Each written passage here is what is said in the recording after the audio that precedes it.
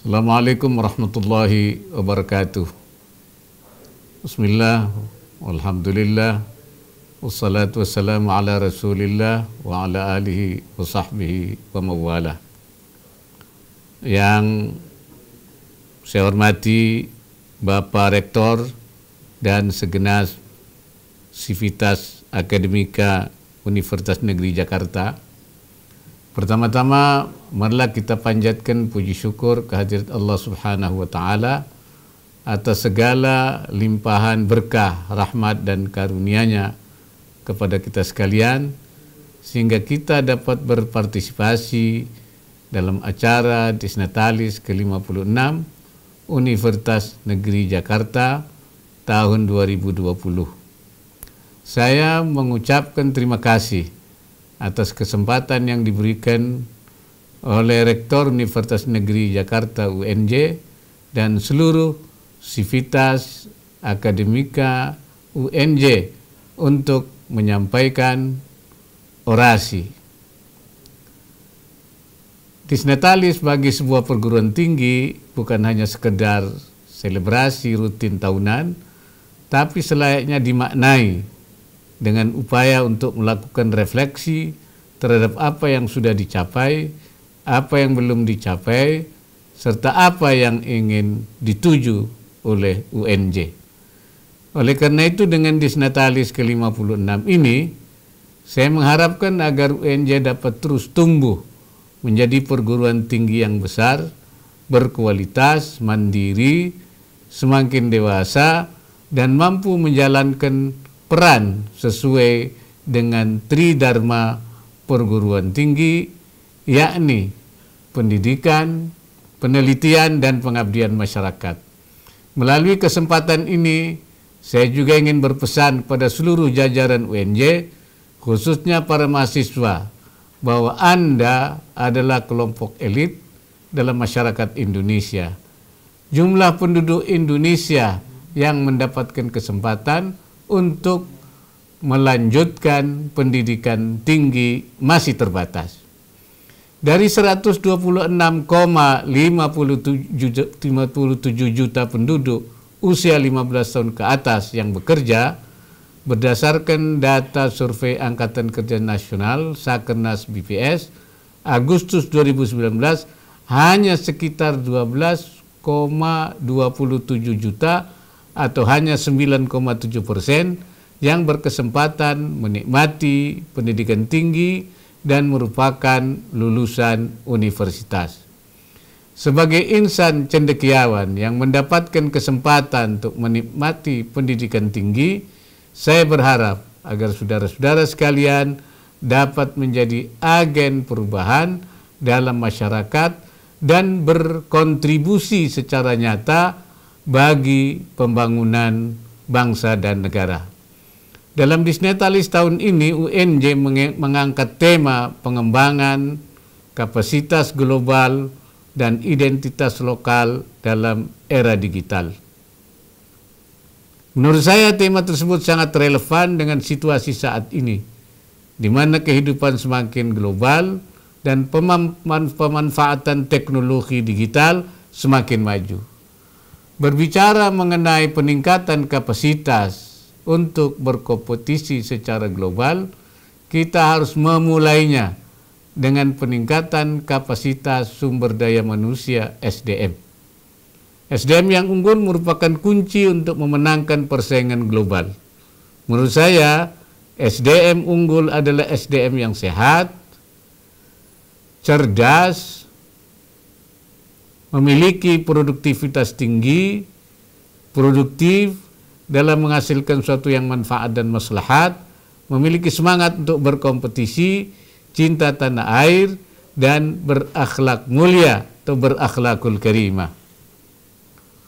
Pengembangan SDM unggul juga harus dimulai dari lingkungan pendidikan, termasuk kampus UNJ ini. Dalam mengembangkan SDM unggul, sebuah kampus tidak hanya cukup mengandalkan pembelajaran dalam ruang kelas saja, tapi juga harus dapat menangkap berbagai dinamika dalam masyarakat dan menjadi katalisator peningkatan kapasitas masyarakat. Salah satu kriteria SDM unggul adalah tingkat produktivitas. Sayangnya, ketika kita berbicara produktivitas, khususnya produktivitas tenaga kerja, kita bukan yang terbaik di ASEAN. Berdasarkan data Asian Productivity Organization (APO) yang diterbitkan dalam APO Productivity Data Book 2019, posisi produktivitas per pekerja Indonesia berada pada peringkat kelima dari 10 negara ASEAN yang tergabung dalam APO. Produktivitas per pekerja Indonesia berkisar 26.000 US dollar, hanya 1/5 dari Singapura yang berada di peringkat pertama dengan produktivitas per pekerja sebesar 142.300 US dollar. Kita juga masih terpaut jauh dengan Malaysia dengan produktivitas per pekerja sebesar 60.000 US dollar atau lebih dari 2 kali lipat Indonesia. Dari data di atas, supaya untuk meningkatkan kapasitas SDM agar dapat berkompetisi secara global masih harus terus dipacu. Dan lembaga pendidikan termasuk kampus UNJ turut memikul tanggung jawab yang besar dalam upaya tersebut. Seperti saya sampaikan di atas, bahwa SDM unggul juga harus memiliki karakter, integritas, atau dengan kata lain berakhlakul karimah. Hal ini tentu terkait dengan identitas kita sebagai warga Indonesia. SDM yang memiliki keunggulan kompetitif secara global juga selayaknya tetap berpijak pada kearifan lokal. Saya teringat dengan Presiden Indonesia ketiga, Bapak Profesor Dr. B.J. Habibie, yang selalu dijuluki otak Jerman tapi berhati Mekah. Julukan tersebut mengandung arti bahwa otak kita atau kemampuan kita bisa melanglang buana dan bersaing di era global ini, tapi hati kita atau jati diri kita tetap harus melekat sesuai dengan identitas dan akhlak sebagai insan Nusantara.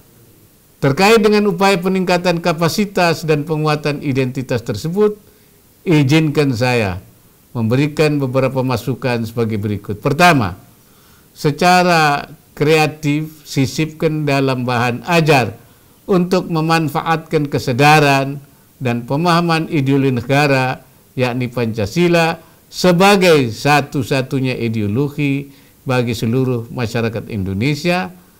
Dengan kokohnya ideologi Pancasila, kita memperkuat identitas kebangsaan kita. Yang kedua, perlu terus ditekankan upaya pengasahan dan penguatan karakter mahasiswa agar senantiasa menempatkan kepentingan masyarakat sebagai yang utama tanpa memandang suku, agama, maupun golongan. Pendidikan karakter sambil menempatkan identitas lokal perlu dilaksanakan dalam porsi yang sama dengan pendidikan kompetensi. Akan tetapi, metode pendidikan karakter tersebut harus lebih inovatif dan kreatif agar tetap menarik dan efektif. Yang ketiga, tingkatkan terus upaya menyempurnakan pendidikan yang berbentuk hard skill, yaitu pendidikan pengembangan kemampuan teknis sesuai dengan bidangnya. Tapi jangan melupakan pendidikan pengembangan soft skill, yaitu pendidikan untuk meningkatkan kemampuan komunikasi yang persuasif dengan masyarakat, kemampuan mengembangkan jejaring, dan kemampuan melakukan koordinasi dengan kombinasi hard skill dan soft skill yang baik. Maka akan tercipta lulusan yang humanis dan mampu menghadapi perubahan sosial. Komponen terakhir dalam tema Dies Natalis UNJ tahun ini adalah terkait teknologi digital. Teknologi digital saat ini telah berkembang sangat pesat. Penetrasi pemanfaatan teknologi digital telah sampai ke seluruh pelosok. Menurut data dari PAW Research Center yang dirilis pada tahun 2019, pengguna smartphone aktif di Indonesia diperkirakan sekitar 42% atau lebih dari 100 juta orang pada tahun 2018. Dengan jumlah tersebut, Indonesia menjadi negara dengan pengguna aktif smartphone terbesar keempat di dunia setelah Tiongkok, India, dan Amerika Serikat. Sementara itu, jika digabungkan dengan pengguna telepon seluler biasa, maka jumlah pengguna telepon seluler di Indonesia mencapai 70% dari total penduduk Indonesia atau mencapai 175 juta orang. Kementerian Komunikasi dan Informatika juga menyebutkan bahwa lebih dari 150 juta orang Indonesia aktif di sosial media. Dengan angka tersebut, Indonesia menjadi negara dengan pengguna sosial media Facebook dan Instagram terbesar keempat di dunia setelah India, Amerika Serikat, dan Brasil. Besarnya adopsi penggunaan teknologi digital tersebut di Indonesia tentu saja membawa peluang dan sekaligus juga tantangan. Teknologi digital mampu mendorong pertumbuhan industri, termasuk usaha mikro, kecil, dan menengah. Pertumbuhan teknologi digital juga dapat mendorong pertumbuhan ekonomi kreatif, pariwisata, dan jasa lainnya. Peluang tersebut juga harus dapat dimanfaatkan dengan baik oleh lembaga pendidikan tinggi agar menciptakan lulusan yang dapat memanfaatkan teknologi digital ini. Akan tapi di sisi lain, teknologi digital juga memberikan tantangan. Saat ini dengan berkembangnya media sosial, berbagai pesan dengan mudah disampaikan, termasuk pesan-pesan yang negatif, hoax, bahkan pesan yang mengajak untuk memusuhi negara, anti Pancasila, anti NKRI, radikal terorisme, intoleransi, serta sifat yang mudah mengkafirkan orang lain. Karena itu saya berpesan agar lembaga pendidikan termasuk UNJ dapat menjadi filter dari berbagai pemanfaatkan teknologi digital dengan tujuan negatif tersebut.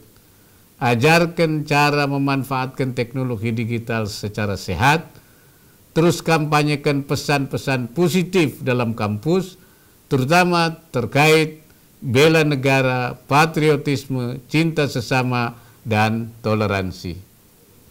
Bapak Ibu, saudara sekalian, demikianlah orasi saya, semoga dapat bermanfaat bagi seluruh sivitas akademika UNJ.